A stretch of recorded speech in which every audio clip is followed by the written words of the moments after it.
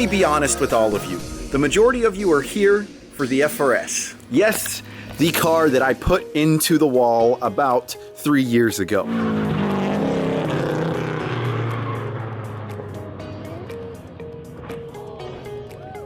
But unfortunately, ever since then, it's kind of just been on the back burner in terms of being drifted and with just overall how it looks. Because not too long after wrecking the car, I ended up getting the S13, and then not too much later after getting the S13, I got that 350Z. That is being hidden by the trash cans, but there's basically no difference there. And now that I basically have 2 drift cars, there's really no need for a third, which is why we have a brand new body kit to be installed on the FRS. I figured the FRS has just been sitting around for the past year and a half, getting abused by the elements, so why not create something with the FRS that can be enjoyed for years to come? This still is my favorite car, and even though I don't drive it all that much, it needs some love and affection that it just so desperately deserves. And before I hear all of you guys complain that, oh, you should still drift it, I had plans for this car to one day hand it off to my future son, even though that's really far out from now. So if I make it look really good and pretty much make it look like a show car, I won't want to abuse it like I will with the S13 and the Z. Maybe I'll drift it every now and then, but not to the levels that I like with tandem and such.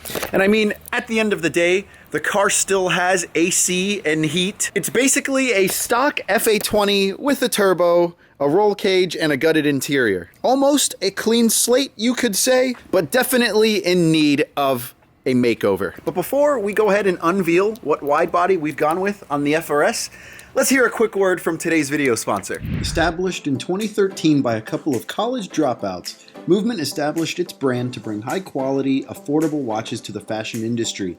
What started as an Indiegogo campaign quickly materialized into a worldwide brand made up of stylish, yet affordable accessories for both men and women.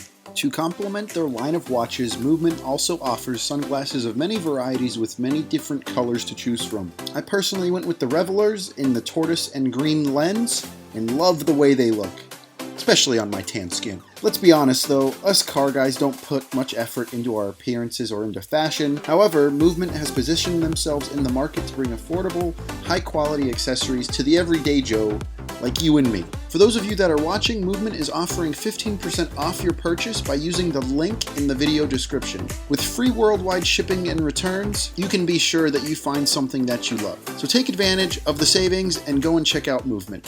Now, I'm not going to lie. This box here has been sitting in the garage for about 2 to 3 weeks now.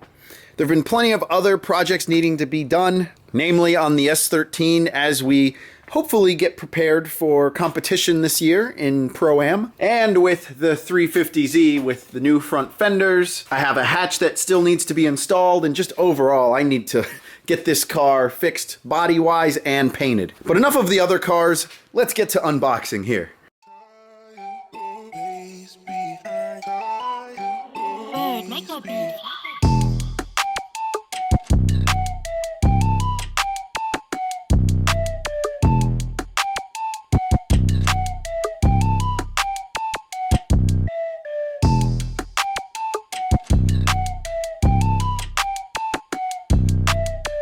So there you have it. We have a full Rocket Bunny V3 kit without the wing. I decided to go this route because I've always been a fan of the V3 look. I was this close to pulling the trigger on a V2 kit, but I figured might as well go with the V3 because you don't really see the V3 all that often. And before you guys start asking, yes, this is an authentic kit. My previous Rocket Bunny fenders, the V1 that I had on the FRS, those were replicas, but they were made of ABS plastic, and I justified it that way because ABS plastic is a lot more forgiving than fiberglass. But I have since sold those fenders. You can see the old fenders that were crunched from our little accident. I just need to pitch these. There's no use in holding on to them. But yes, an authentic V3 kit. And what's nice about these fenders, you don't have to eye it when you mount it because the rear over fender attaches to the side skirt, which then attaches to the front fender. So you can make sure that you get your little panel gaps perfect. Like, see, you can see right here, there's 3 holes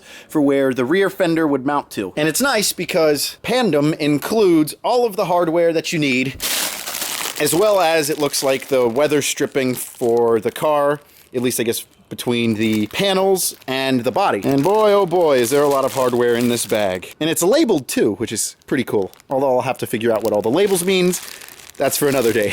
And one thing that I would definitely like to mention while it's on my mind, whenever you receive Aero, make sure to unbox it and check for any types of damages or cracks that might have happened during shipping. Unfortunately, I didn't see that my front bumper was chipped on the passenger side, so that will need to be repaired. And you can't claim any damages through the freight company because you have to sign off that you approve it in whatever shape that you received it. So unfortunately, there's nothing to do in that regard, but it's such a minor repair. I'm not all that worried. So he's got the stuff he got to take and put on his car right here. All right? These bolts right here is to hold things on. And he doesn't like to hold things on, so forget about that stuff. Yeah, give me the zip ties. Where are the zip ties at? The zip ties. Alan actually thought he could sell these things.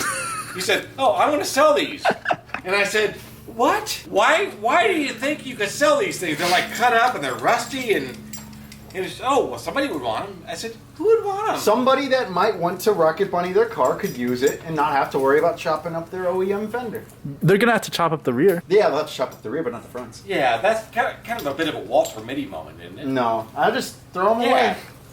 Hey, Walter. Yeah.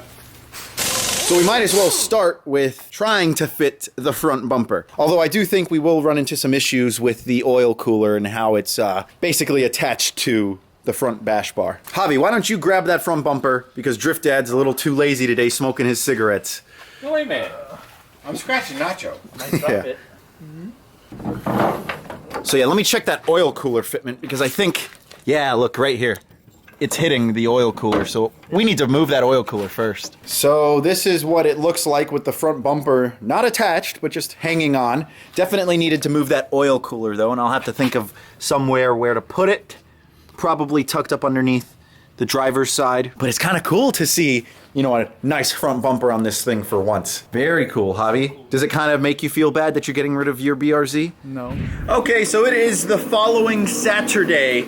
I have the front bumper mounted to the FRS with the oil cooler removed. And if there's anything to speak about non-replica parts, is the fitment. This front bumper fits as if it were OEM, which is pretty cool. So basically, next up, we gotta start cutting the body of the car so we can get the over fenders on, because there are sections all the way through here that basically need to be cut out. But before we even get there, Michael and I have some crazy karting to do with a twist. So yes, unfortunately, that means no more work on the FRS today because, you know, our priorities are with these crazy karts. But look at it. Doesn't it look nice? Yes, it's unpainted, but it's just a sneak peek at what's to come. Watch out, Nacho. Don't want to hit you. What do we have in store here? On today's menu, we have a water heater and 2 old frickin' TVs to smash. These TVs are from like 2009. They've completely burnt out, so there's no use for them. So I don't want to see any comments of you guys saying, "Oh, well, you're destroying perfectly good TVs." No, we've tried to fix them to no avail. So why not tap them with the crazy cards?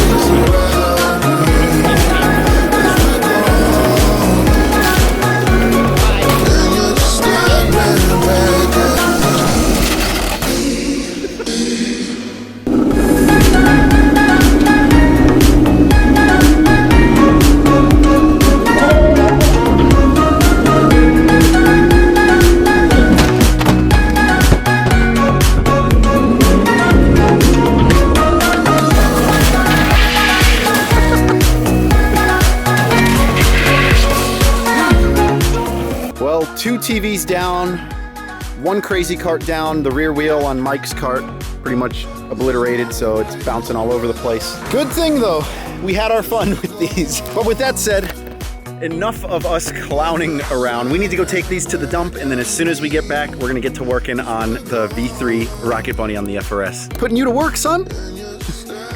So make sure to drop a like on this video, subscribe if you haven't already, and stay tuned for the install videos to come. We hope you guys have an awesome day, and we'll see you next time.